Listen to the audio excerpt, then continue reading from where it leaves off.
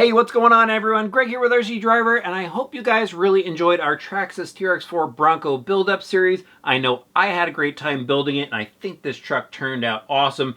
Now, if you watched the last video, you probably saw me drive it for just a little bit. It was winter time out, and there really wasn't any terrain to go over. So recently, I was out shooting some other cars, brought this along with me, and I was able to get some off-road action through some mud, over some rocks and dirt and stuff like that. So that's what you're about to see. Now, I still do owe you guys one more video with this truck, and it is painting up this clear Bronco body here. So that is coming in the future. It's kind of raining right now, so it's not really the best weather to paint it, and I've got so much other stuff going on, but it is coming. So make sure you hit that subscribe button and the notifications bell so you don't miss that painting video. It's going to be pretty cool. All right, guys, time to show you the action footage now. This thing is a beast out there tearing up the terrain.